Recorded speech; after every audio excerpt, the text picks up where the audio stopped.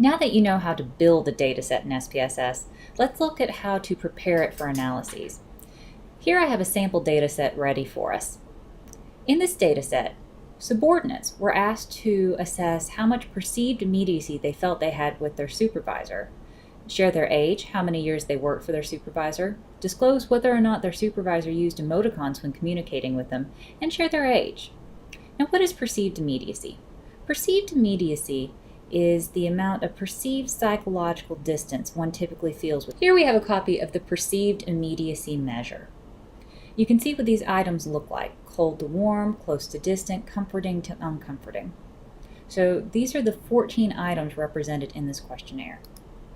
If we flip over to variable view, you see that we have a couple of items that have been given particular values. As in our previous example, 1 was assigned to male and 2 was assigned to female for sex. For years worked under that supervisor, 1 is assigned to less than a year of having worked under them, 2 is assigned to 2 to 5 years, and 3 is assigned to greater than 5 years. Last, for whether or not the supervisor uses emoticons when communicating with the subordinate, 1 is yes and 2 is no. One of the first things I like to do before running analyses is actually take a look at my data set. At the very least, I want to look at the maximum and the minimum for each item to make sure there weren't any typos. For example, did I accidentally input that someone was 337 years old, or that someone on a scale of 1 to 7 entered a 77? So to look at your basic descriptive statistics, you go to Analyze, Descriptive Statistics, and Descriptives. I want to look at all of my items, so I can either choose to move them one at a time, I can hit Control A, or I can click on my first item, go down the list as far as I want, hold down Shift and click the last item I would like to look at, and then move them all over. Here in Options, we see the mean, standard deviation, max, and min come selected automatically. You can also choose range, kurtosis, skewness, variance, sum. So we have everything I need, so I'm just going to hit Continue and OK. Now looking at our maximum and minimum, everything looks reasonable, right? On a scale of 1 to 7, no one was marked as having responded less than 1 or higher than 7. Years worked range 1 through 3, as we expect. Use of emoticons 1 through 2. And age 30 through 50. This all makes sense, so it looks good. I feel pretty confident that we won't have any typos in our data. So the second thing we need to do is to prepare our measure to be analyzed. Something that we use in the social sciences is a technique in building measures called reverse coding. Now, reverse coding means that some items are actually written in to be read as backwards of what you're trying to assess. So for example, here we're going from cold to warm, right? How warm your supervisor feels. And on the very next item, we're saying close to distant. Well, if I say a 7 for warm, I'm probably going to say a 1 for distant. When I create a measure to use it, I'm going to use the average of someone's responses to all of these items. So right here, if I don't do anything with the data before analyzing it, item number 1 and number 2 are just going to cancel out, and I'm going to have an average of 4, when really it should indicate more like a 7 or a 1, depending on how I code this, that I feel very close to my supervisor. So what that means is you need to go through a measure when you're using it and identify all items that have been reverse coded. You need to make a decision on which way you want the measure to run, essentially. I like to set up my data set so that the more positive something is, the higher the number is.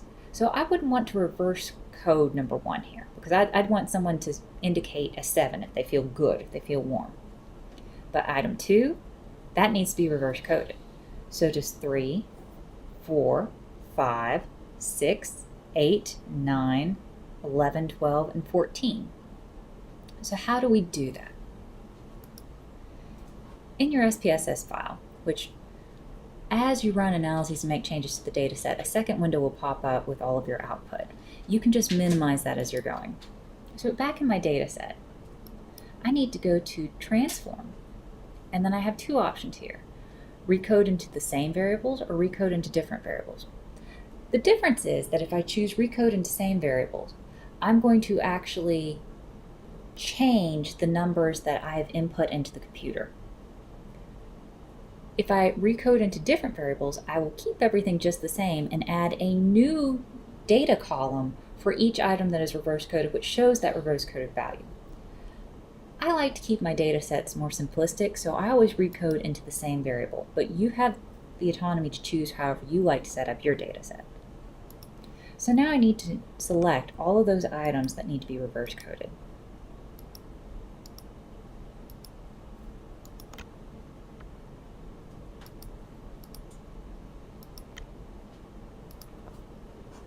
After I've selected the items, then I need to click on Old and New Values. This is where I tell the computer how to swap things.